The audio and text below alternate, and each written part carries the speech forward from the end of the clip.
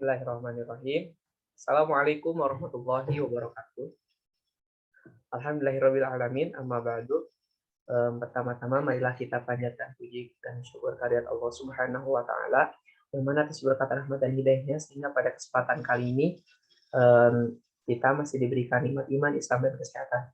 Shalawat beserta salam semoga tetap tercurah limpahkan kepada junjungan kita Habibana wa Nabiyana Muhammad sallallahu alaihi wasallam.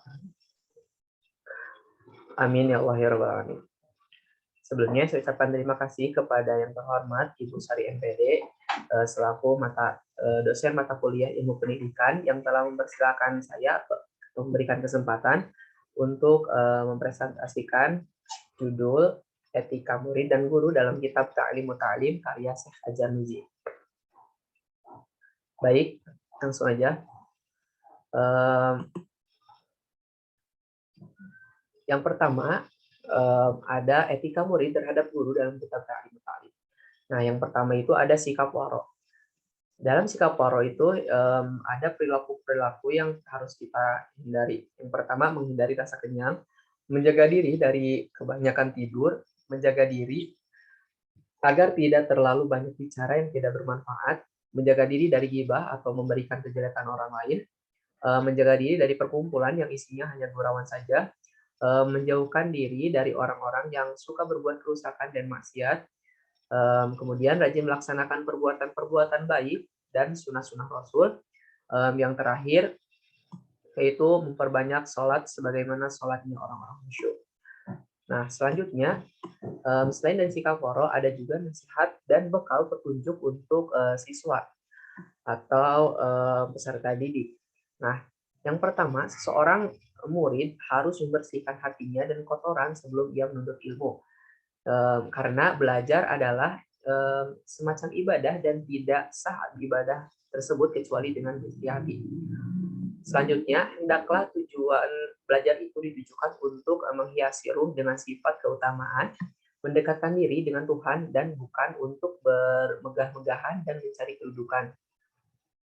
Selanjutnya, dinasihatkan agar para pelajar para pelajar supaya dalam pengetahuan itu bisa merantau. Nah, untuk selanjutnya yaitu ada hubungan guru dan murid. Syekh Az-Zarnuji dalam kitabnya Ta'lim Ta'lim berpendapat tentang persoalan hubungan guru dan murid. Nah, beliau menganggap guru sebagai elemen terpenting dalam pembelajaran karena guru harus dihormati dan diikuti, tidak boleh dibantah atau disanggah sedikit pun. Nah, menurut Az-Zarnuji, berpindah ilmu dengan berpindah guru atau tempat dapat mengakibatkan ketidakberkahan sehingga membuat waktu sia-sia dan dapat menyakiti hati seorang guru. Bahkan Az-Zarnuji pun menyebut hal ini sebagai bentuk dari ketidakpahaman dan ketidaksabaran serta memperturutkan hawa nafsu. Nah, untuk selanjutnya yaitu ada etika guru terhadap murid dalam kitab Ta'lim Ta'lim karangan Syekh Az-Zarnuji. Yang pertama itu ada pemilihan guru. Nah, yang pertama, hendaklah alim atau guru menjaga diri dari hal-hal yang merendahkan martabatnya dan tidak tamak terhadap dunia orang ahli ilmu terhadap dunia. Nah, orang ahli ilmu hendaknya menjaga diri dari hal-hal yang dapat merendahkan martabatnya. Harus tawadu dan tidak tamak terhadap dunia. Selanjutnya, hendaknya memilih guru yang lebih alim atau wiroi dan lebih tua umurnya. Adapun cara memilih guru atau kiai, carilah yang alim, yang bersifat warai dan yang lebih tua. Karena guru yang alim dan warai dan tua umurnya biasanya lebih teliti, berjiwa sosial dan penyabar. Dan hendaklah juga memilih seorang guru yang kira-kira cocok dalam memberikan pelajaran. Oleh karena itu, berpikirlah dengan sungguh-sungguh selama 2 bulan atau lebih untuk memilih guru dan mintalah saran kepada orang-orang yang dipandang perlu sehingga para penuntut ilmu tidak akan berpindah-pindah guru. Kemudian harus menyayangi sesama orang berilmu sepantasnya menyayangi sesama. Senang kalau orang mendapatkan kebaikan, tidak iri atau hasud karena sifat iri itu berbahaya dan tidak berguna. Nah, kemudian etika guru terhadap murid dalam kitab Ta'lim Ta'lim. Burhanuddin Al-Zarnuji menyebutkan bahwa seorang guru harus mensucikan niatnya karena Allah Subhanahu wa taala untuk belajar dan mengajarkan ilmunya. Artinya, aktivitas sebagai seorang pendidik bukan semata-mata untuk menambah wawasan keilmuannya. Lebih dari itu, harus ditunjukkan untuk meraih keridhaan Allah Subhanahu wa taala serta mewujudkan kebenaran untuk dirinya atau orang lain. Keikhlasan guru dalam melaksanakan tugasnya merupakan sarana yang ampuh untuk kesuksesan murid-muridnya dalam proses belajar.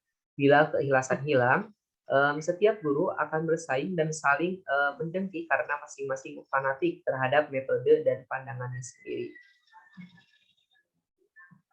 Nah, untuk kesimpulannya, pendidikan mempunyai dasar hak atas karya intelektual yang pantas dihargai dengan sikap pemuliaan dan penghargaan material. Nah, etika murid terhadap guru dalam perilaku taat pada perintah dan menjauhi larangannya. Selama masih dalam koridor kepatuhan kepada Allah, bukan sebaliknya. Tampilan rinci lain lebih mengarah pada budi pekerti yang di masa sekarang perlu ditegakkan, tetapi berangsur luntur. Barang siapa berkeinginan anaknya menjadi ilmuwan, maka sebaiknya dia bersedia untuk merawat, memuliakan, membuat sesuatu dan mengagungkan para ahli.